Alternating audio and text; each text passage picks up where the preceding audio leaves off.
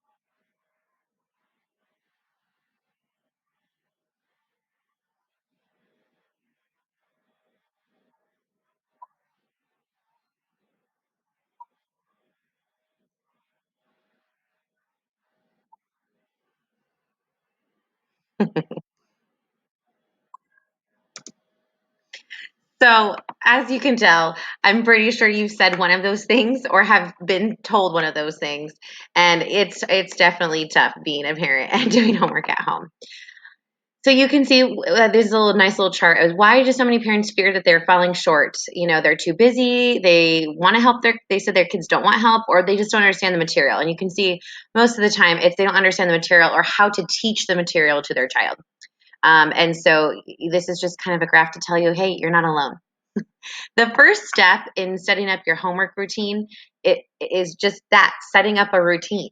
It's really important for our students to have that regularity and to know what's coming up next. And so you really want to start homework by starting with routine every day. So same time, same place. Limit the noise level, disruptions, distractions. Help them make a plan.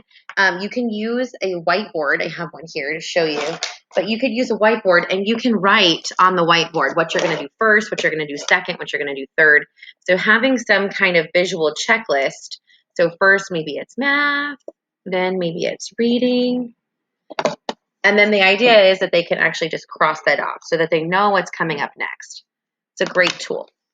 Have your student get his or her own supplies. Don't get them for them. I know this makes your life easier. However, in the long run, we are not promoting independence. So it's really important that you go ahead and have them get their own things, put their supplies that they might need. They also will use this as an escape. So have everything ready. It can be next to you and accessible. Like I have my things here that I'm showing you that are ready to go. But I think it's important that they have buy-in, putting their folder in their backpack, putting their lunch in there, putting their work away, putting their supplies in and out of the box, because that's what's expected at school. Decide if a snack or a movement break is needed prior to starting. So, right, so that they don't use that as an escape mechanism. Have things handy that's close by. Before you get started, the major question you're going to ask is, what are you working for? Let them earn something, because homework is not always fun, right? And I'd rather go do something else too. So what you want to do is make sure that they're earning something. So ask them, what do they want to earn? If you're okay with like small M&Ms, or perhaps even some kind of time on the iPad, whatever it might be, let them choose, and, but make sure you have the follow through for that. Then you're going to want to use the first then language. So, you can still use the whiteboard, or you can make your own. And I have examples here, but you're going to have a first and a then, and I'm writing the teacher style here. First then, and you're going to want to do like first homework, then M&M, and that way you have a visual that you can keep referring to as you go. You want to keep your directions short, okay? So believe it or not, I've heard this when I was getting my credential, that a lot of students who have speech and language problems, they only hear every third word that you're saying. So limit what you're saying, keep it short, keep it simple, keep it concise, and keep it clear so that they know what's to be expected. Okay, pace and chunk yourself with large projects. When you get an assignment that's a whole sheet of paper, don't do the whole sheet at one time. It's okay if you break it up into small parts. One great trick that I have, and I don't have a file folder with me, but one great trick that I have is you can take a file folder and actually cut it in half here, and then you can open the flap. So you would put in your work, and then that way they're only seeing half of the work at a time. And that way you can chunk it. Okay, first we do the first half, then we do the second half. It also limits the field of view, so there's not that much distraction. So that's a great tip as well. Okay, moving on. So I've done my homework routine. Now it's hard to stay motivated during homework, right? It's hard to keep going. So you're going to want to use a timer. So, okay, we have to work for 5 minutes before we can do this, or use that visual first then. You can even give happy faces or stars along the way, and I'll show you some examples in a minute. You're also going to want to have some twisty wire or some fidget toys. So those are going to be something that you can play with while you're waiting. One great tool that I like to use, and I use this for a lot of different things, are called wiki sticks. The other things that you can buy are called twisties, and I put a little link on here as well for you. But these are really great because while I'm sitting here talking, I can be doing something with my hands, and I'm watching a video and it's really long, and I can keep doing this. And so that can be a great little way to kind of have my hands busy while I'm focusing. You want to have planned movement breaks. So when you have your schedule going, you want to go ahead and have it ready to go up here. So if it's like first math, then reading, then you want to have something in between that, right? So you're going to want to do like first math, then maybe it's a dance or a song, then maybe we get to go there, or then maybe we do an animal walk. And I've provided ideas for that as well. You're going to want to provide visuals and gesture cues as needed. So if you look at the picture here on our slide, a great way that if you need something that's kind of standing up, use a binder clip and have it stand up on the table. So you just clip what you need on there and flip it over, just like in the picture, and you can have a visual standing there. So if you needed like a reminder or something to help you, that's a great tool. Have a reward visually accessible to the student. So not that they can reach it and grab a bunch of M&Ms, but have them visible so it's like, oh, it's in the corner of my eye. I really, really want to earn that. And remind them what they're working for, okay? One thing you want to always remember is anytime you give a negative feedback, you want to give 4 times more positives. Even if it's really hard and they're just having a behavior meltdown, you want to say, okay, hey, I love how you're sitting. Oh, nice hands, nice feet. Even if it's something like that, just to get the positive vibe back into the room. Okay, so the rule of thumb is every one negative, you need to say three positive things to kind of get the student refocused. Because if you draw attention to the negative behavior, it's going to keep happening. So really draw attention to what they're doing right, not what they're doing wrong, and that's kind of tricky for us sometimes. So try to keep that mindset. Then what you're going to do is you're going to close out the homework routine. So you're going to look over the homework for the completeness and the neatness, but not necessarily for the correctness. Okay. We as teachers want to see what they're doing wrong because we want to be able to see how we can help support you and your student. And so if you're constantly correcting, we don't know that. And so it's really important for you to have some things wrong and some things corrected. One thing I do with my parents is I have them circle it in a different color. So I know that that was something that was corrected. The beautiful thing about this Zoom world is that I'm actually able to see videos of how you're doing homework at home. And so that gives me the ability to give tips and tricks. That's also a great tool for teachers. Like, hey, I'm trying this. It's not working. I'm going to send you a video. Can you give me some tips? That is a great tool because sometimes it's one little thing that you're doing wrong or doing something that's upsetting the student. And it can be a quick fix. But really, if you're going to correct something, only correct like one or two things on a paper. So for example, if I'm writing letter A's and I mess up 5 times on the formation of the letter A, I'm only going to correct one or two and say, oh dear, I love your A's, but let's correct this one because that one's a little funny, and make it a positive thing versus, oh no, this is wrong. You have to erase it, do it again. So think about how your delivery is on that. You want to follow through with the rewards and consequences. This part is key, right? So if you offer an M&M after 5 stars, you better give that M&M after 5 stars. Or if you offer a lollipop at the end of homework, it's not, oh, we're going to wait till after this. It needs to be when you say you're going to do it. This is important. And the more you do this, the more you're going to see a positive result, the more consistent that you are in reinforcing that. You're going to watch students place things back into their folders and backpacks and give a model or an example like, okay, when I'm done with my work, this is what I do. I close my book and I put it in my backpack. Okay, your turn, and have them try until they can do it. And then have the student put the backpack in the same spot nightly. So it's ready for the next day, ready to go for homework, that sort of thing, or put things back in the bin. Couple of golden homework rules we like to call. Again, don't correct more than 2 to 3 times for the assignment. Write a note or an email or a video now to the teacher with questions and tips. We are here to help you help them. We always call it the triangle effect, the student, the teacher, and the parent. As long as we're all on the same page and we can make that golden triangle, we're going to see positive results. Okay. Chances are, remember, if you're frustrated, so are they. Okay. Their tolerance level is a lot lower than ours. So if you're already frustrated with something, that's the cue that you guys all need to take a break. Set a timer, go do something, walk away from the room, tag team mom and dad out of the room, and maybe come back to it. Have the student do a movement break. Not necessarily their reward. Don't give the reward if it's something negative, but definitely give some kind of in between activity. Okay, oh, you know what? We're both so frustrated. Let's go for a walk and come back. Or let's do some bear walks across the room. Okay. Your breaks are going to be no more than half of your working time. So oftentimes parents just say, oh, we worked 15 minutes. You can go for an hour and watch your programs on TV or something. That is not great because you're giving more break time than work time. And so you really want to do, if I'm working for 5 minutes on an assignment, my break is no more than 2.5. If I'm working for 10 minutes, no more than 5. So keep that in mind. You really want to keep that as close as possible as you can. You're going to get better results. Okay. So now you set up the homework routine, you set all of those things, and we're going to move on to different areas of subject matter and how we can help you there. Okay, but before we move on to the subject matter, before we move on, I want to show you some great visuals that you can use. Here's a good idea for a schedule: first, then, next, and finally, and it tells you what you can do.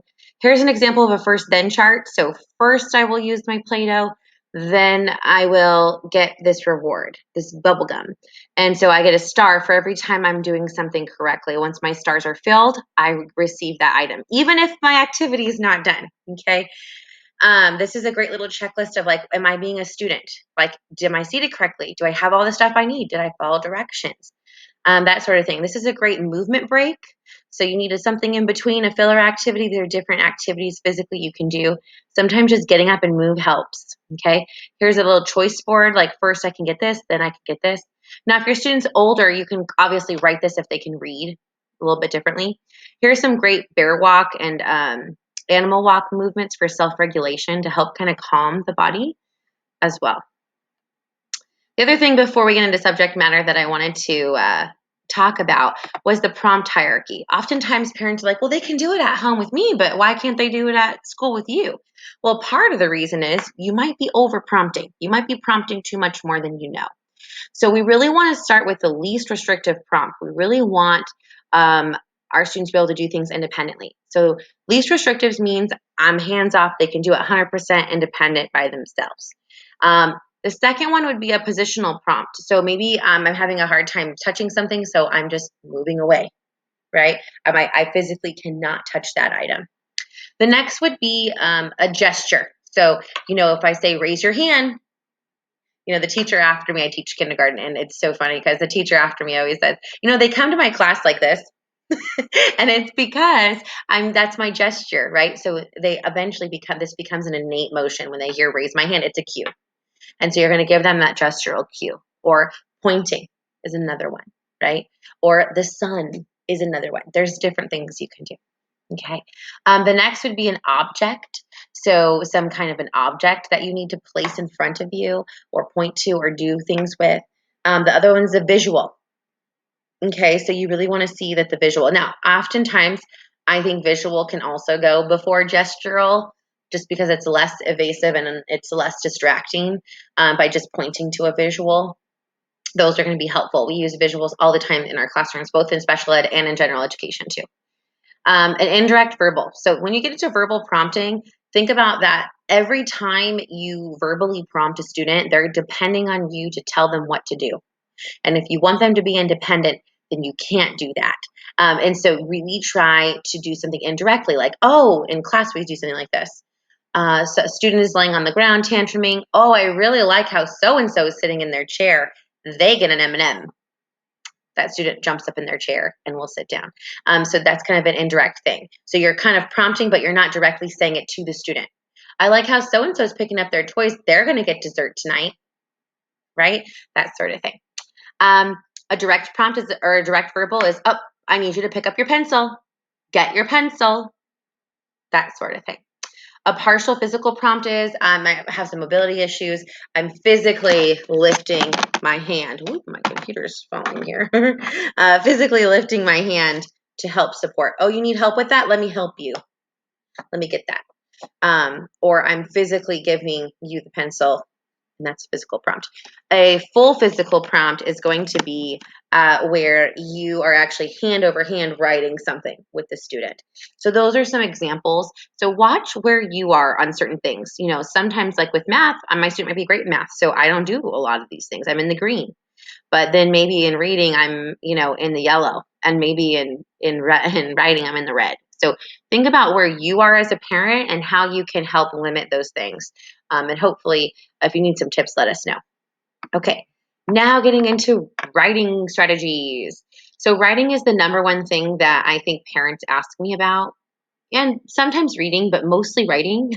And the big thing is that before you learn how to write, your brain needs to motorically learn how to do the things you're asking it to do. And so the best thing to do for the little guys, so that's my area of expertise, is going to be my multi-sensory strategy approach. This could be using something like Play-Doh to make letters when you're little. This could be using chalk or shaving cream or wiki sticks. So I showed you these wiki sticks earlier. And the great thing about these is that they're sticky. So not only can you use them as a fidget, but I'm going to move my screen down so you can just see. You can also use them to make letters, right? So if I'm teaching the letter A, I'm going to teach it like this. Okay, everybody, we're going to do big line down, little line across. You do it, right? And so you can build these as well. And then you can also trace them to help motorically remember and get that motor memory going. Okay, so that's a great tip. Rice, salt, sand, paint, all of those things are very helpful. If you're looking for an app, a great app is called Letter School. It will not let them do the wrong formation for upper, lower, and numbers. So this is a really great one. You're also going to want to use handwriting cues. So you heard me say big line down, little line across. A lot of us in the younger grades use a program called Handwriting Without Tears, and they have cues, and I've provided the verbal cues for some of those in this presentation so that you can use the same language. The other thing that's going to be your new best friend is a highlighter. Okay, and so the one way you can utilize the highlighter would be to take your highlighter and you're going to make it first. Big line down, little line across. And then the student is then going to copy it. Maybe they're going to trace it because it's hard for them first. Big line down, little line across. And then they're going to write it, right? But then that way, as a teacher, I know that you've used that. The other way you can use this is for spacing. Okay, so if you're having issues with space, not spacing, staying within a designated space, you can draw lines right here. So I'm working on uppercase, so I need to touch the bottom and the top, right? But what about if I'm working on lowercase? One thing you can do is color this part in, and you can say, okay, I want you to stay in the hot lava. Had to use my mouth on that one, sorry. We're going to do round down, okay? And you can see I can stay within this space because I can physically see it up close there, okay? So that's a really great strategy as well. The other thing is a lot of student parents come to school and they send these giant pencils that are really long for someone in kindergarten. This pencil is too long because look at when I don't have a lot of control. They make short pencils that are like the golf size that you go like mini golfing. These are the best kind of pencils you can use. It has more control. Look how much more control I have versus this. See that there? So you really want to use a short pencil. You can even break the pencils in half. Look at the difference on size here. So you're really going to want to use a shorter pencil. The other thing is I get a lot of parents who say, well, they bend their wrist or they write a weird way. And so a couple of tips you can do that is one, you can make what we call a handy writer. And you're looking at me like, Lauren, what the heck is this? So I'm going to show you how to make it first, and then I'm going to show you why it's important. So let me show you the video really quick. I've created links in all these, so you'll have access to this as well. Here we go. Here's how to make the handy writer.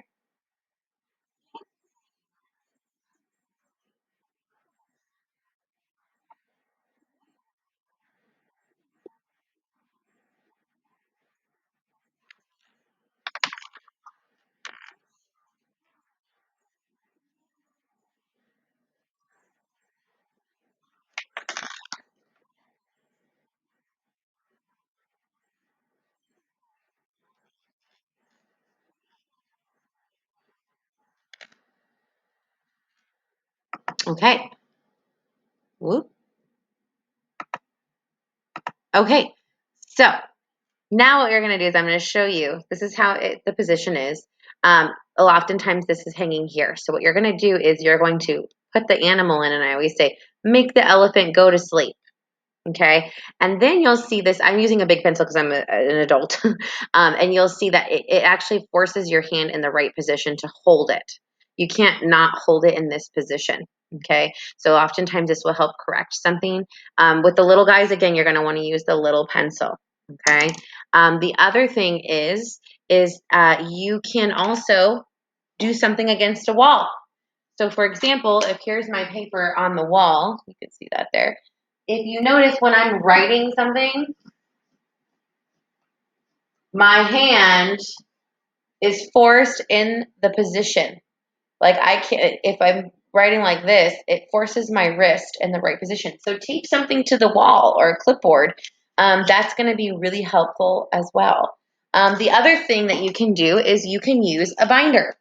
Now the binder I'm going to show you is going to be a little bit too small, but you're going to want like a 2-inch binder. When you put that on your table, just like the wall, your hand then still goes, I'm showing you kind of here, your hand's still going to go in the right position because it's going to bend it. So if I'm writing like this way, when I put it on here, it's going to force it in the right position. So those are just some quick little tips that you can do at home. Where to start? So that's always a good one that I like to talk to parents about, is like they give them a blank piece of paper and then the writing is everywhere. And part of the reason is because we don't have spatial awareness when we're young.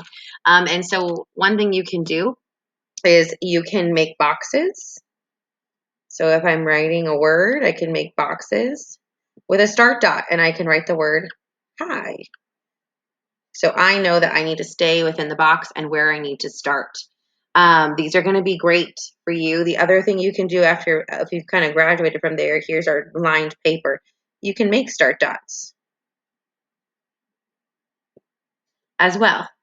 It's something super simple with that highlighter that you can do. That's going to be really great as well. You want to definitely do copying, the formation and the letter and then the word and the sentences. You want to use a lot of modeling, sentence starters, fill in the blanks. You want to kind of scaffold your way up. So if I'm starting from here, and it's like, okay, write a sentence. That's a big step. So you need to go from like uppercase to lowercase to a word to a sentence. So think about all the layers in that and how you need to address each layer. Another thing is the use of brainstorming. Do your thoughts out loud. Like right now, I'm talking out loud to you as I'm doing this. Okay. So when I'm writing something, okay, when I make an A, I do big line down, little line across. I'm going to write it in the air. Big line down, little line across. Okay. Now I'm going to write it on my paper. I'm sorry, I'm write with my finger on the table. Big line down, little line across. Right. And then I'm going to write it on my paper. Or like when I'm drawing, okay, I know it's outside, so I need to draw a sun. A sun's like a circle. It has lines around it, that sort of thing. Use transition words, first, next, then last when you're writing. That helps with order and sequencing something. Use a checklist. So do I have a capital? Do I have a period? Do I have spaces between my words? Another great tip for kids who don't do spaces is I have kids who write like this. I like dogs, right? One great tip you can do is popsicle stick or pencil. It gives a physical space. Okay, there's my popsicle stick or pencil. Like popsicle stick or pencil, dogs. Okay, so that's another way you can do that as well. Using a graphic organizer to organize your thoughts. So if you are doing like parts of a story, draw the character, draw if it's outside or inside, then go into words or even talk about it. The other thing I really like too is hands-on strategies like Post-its. Post-its come in handy for a lot of things. Not only are they great for like marking a page. So like, for example, you're in kindergarten and the teacher says you're going to be on page 45, but it takes too long for your child to get to page 45. You can stick a Post-it note, like a bookmark, and then you can go and just have them find it as well. So they're still independent, but they have that little piece. Another thing with Post-its that's really great is you can spell words with them. You can build a sentence with them, write one word and mix it up and have them put it in order. Or write a 3 letters and have them say the word at cat and blending the word, that sort of thing too. So that's going to be helpful. These are all more hands-on things, and then they would copy what they did. So that's another way, another tip and trick that you can do. I have a visual here for the lower grades of like the different writing and what you say, a little checklist, different practicing on how you can use the highlighted paper, all that sort of thing. The upper grades, this is where you're going to be talking about how to stretch your sentence. This talks about how you can stretch your sentence, how you can add details to your sentence, how to identify beginning, middle, end. Sentence starters, so you can help them with their writing. So you give them this, I learned about frogs. It has legs. Now you know about frogs. It can be something that simple. And so these are little tips and tricks that you can use at home for writing. Spelling tricks. Okay, so spelling is different than writing. So writing is going to be, when you're writing a piece about something versus, actually spelling the word. So you can do sound boxes like, okay, we're going to be working on the word cat. I know it has 3 letters, so I'm going to have 3 sound boxes. Cat. Okay. You can also do letter boxes. You can also do lines and start dots. Okay. You can also do tapping your fingers. At, at. Three letters, so I know that there's be 3 letters in there. You can make a connection using rhyming. Or, I know if I can spell cat, then I can spell hat. I just need to change the first sound. I changed the k to a h, right? Doing visual cues to remember the sounds like apple or ball, right? I hear the sound in cat, ah, right? So that would help modeling, like if it's a really hard one I don't know, and looking at it, does it look right? Okay. So here are some tricks and tips here. Talks about different ways you can do spelling. Okay. I'm not going to go over all of them, but these are really great tips if you're struggling with spelling. Okay. On to reading. So, a child spends 7,800 hours outside of the school day and 900 hours a year in school. So really, you matter, and what you're doing at home matters as well. And so we really need your help on all of these things. Okay, making connections and reading out loud to children, providing examples are going to be key. One big thing that caught my attention is that a lot of young adults between the ages 15 and 19 spend 2.5 hours roughly watching TV, and they spend 12 minutes reading or trying to find something to read. And so it's really important that we get these reading skills and the love for reading in place early. This is a great book. It's called the Read Aloud Handbook. It gives you a lot of tips on like how you can read aloud to kids. I highly recommend it here. I believe I linked it. Yeah, so I've linked it if you are interested in buying it. Okay, moving on. So how do I pick a book that's right for my kid? We picked a book at the library, but they don't get it. It's too hard. The concept's too hard. The words are too hard. How do I choose a book? So these are some great ways where you can use the I pick strategy. You can use the 5 finger method, or you can actually use their reading level. So this is a great level chart that a lot of us use at school, that tells you kind of where the levels are. And oftentimes on books, especially like the book order, Scholastic book order, it will have these levels on there. Your child begins to get a reading level starting at the end of kindergarten, beginning of first grade. At the end of, for this chart purposes, at the end of kindergarten, they're supposed to be reading at a D. At the end of first grade, I believe they're supposed to be reading at a J or a K. So you can see how this kind of goes up. And so you're going to want to just kind of check in with your teacher about that. If you use a Raz Kids or an iRead, this will also correlate as well. So some reading tips. So there's 2 ways we read. The first way we read is by sight, by memorization, like sight words for words but you cannot phonetically sound out, like the word was or the. Okay. The second way you read is going to be phonetics or decoding. So sounding out those words, those phonemes, all those phonics type things. So the first way I'm going to talk about is sight words. Those are irregularly spelled words that we have to memorize by sight. Couple of practice ideas you can do with these are flashcards. You can do a flashcard game, just kind of like a speed round, and then and I've kind of explained how you can do that here. A couple other ones are skywriting the words using a dry erase board, sidewalk chalk, Play-Doh, wiki sticks, sandpaper, puff paint. You can do games, Go Fish, bingo, memory. Finding them in words in books, like printing a book that you get from school and finding those words in this, with a highlighter. That's always a fun thing to do because you get to write in the books, and the kids really like to do that. So some homework reading tips. The decoding strategies. Your child can blend each sound when learning the first one to read.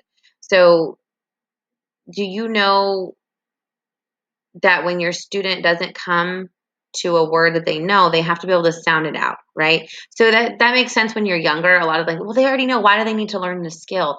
It's really important because when they get to the older grades and they don't know how to sound out a word, they're not going to know how to progress phonetically in their reading level. And so even if they can do it with easy, simple words like cat, hat, mat, when they get into more complex words, it might be a little trickier. So you're going to want to encourage them to get their mouth ready by looking at the first sound, checking the picture for clues. Encourage them to look for parts or chunks of the word that they might know, right? So for example, in the word chat, there's a word hat. So I know that the CH says ch when I put it together, chat. or that sort of a thing. Um, cover parts of the word and sound out the sounds. Stretch the sounds and say it first. Flip the sounds. If, for example, they say a pote instead of a pot, say, oh, you need to flip the sound. It's not a O, it's a ah, that sort of thing. Reread the beginning of a sentence and think about what makes sense in the story if it doesn't sound right.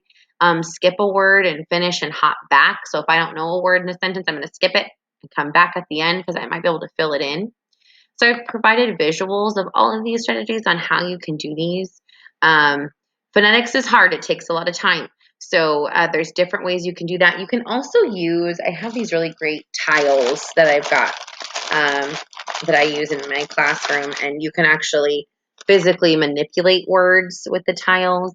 And so that's a great tool too when you're first learning, because you can have them spell it, you can have them point to the sounds and say it. You can physically do it. You can do the same thing with Post-it notes. That's my favorite thing about Post-it notes. Those are really great.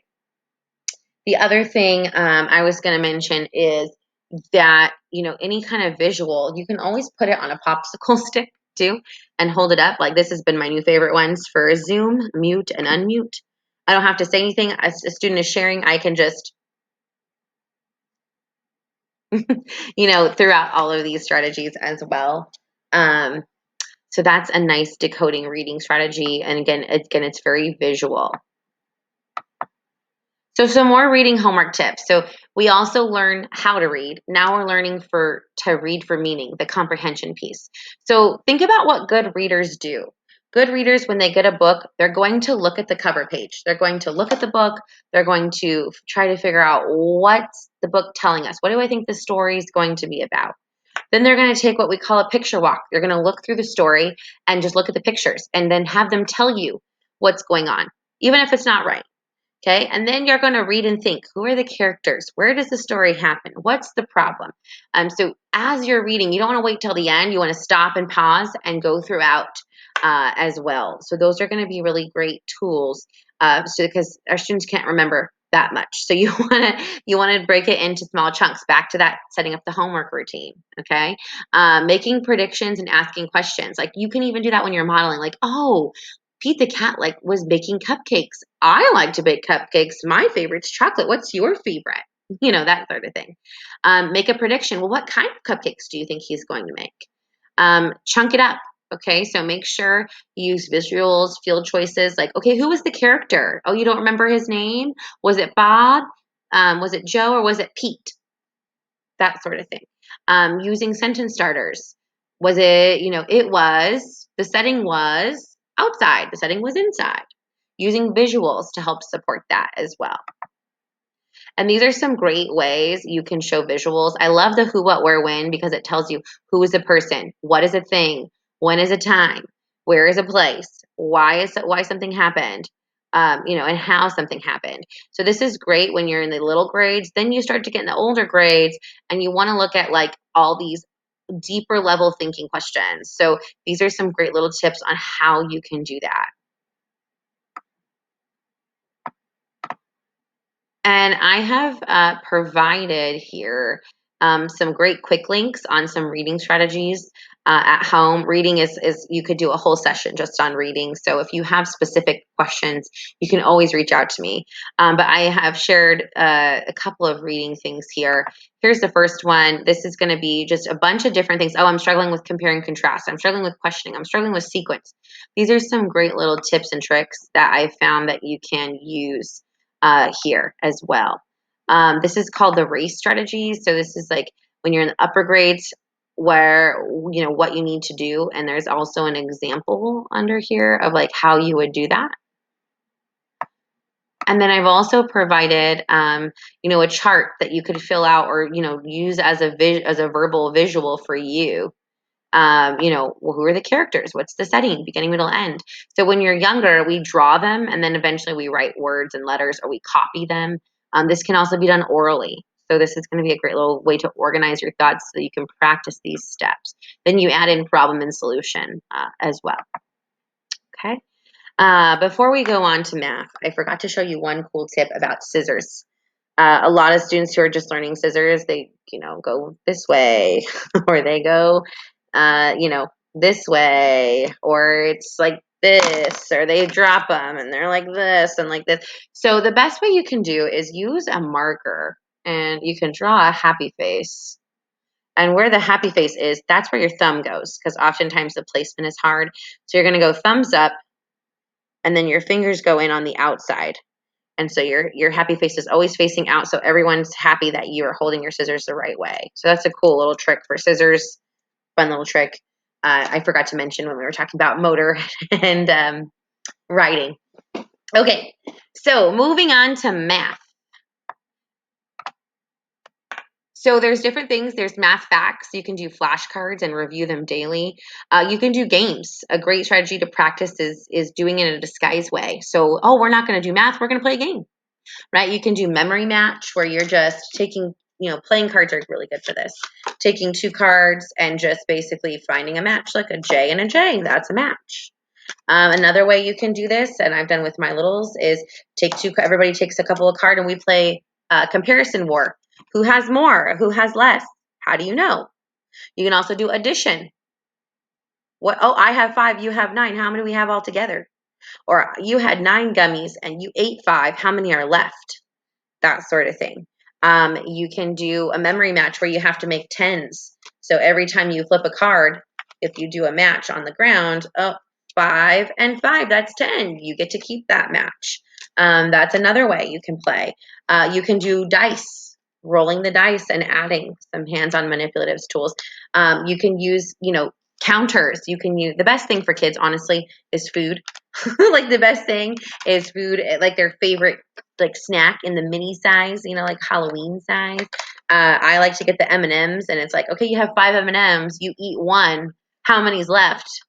That's really enticing and exciting for them. That's a great way that you can do that. You can do bingo. You can use any kind of math tools to make it more concrete when it's a little abstract, depending on what you're working on. I've also did some great little links here for really cool ways you can do number lines and identifying different numbers at home, as well as different math hands-on strategies that might help you, from fractions to shapes to adding and subtracting to counting, all of those different things. And I've also included what we call the cube strategy, which is how to solve a word problem. And I've created a video. Well, I found a video. I usually show this in person and have you do it with me. But because we're doing this virtual, I've found a video to describe it. So we'll take a peek at that now.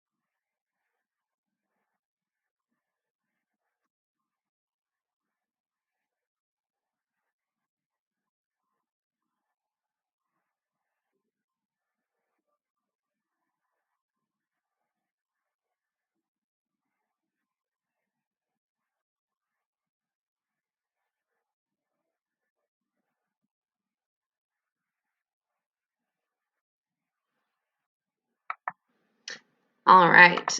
So if for some reason none of these links work and you're just sitting here seeing me smile, you can click the links and they will work for you.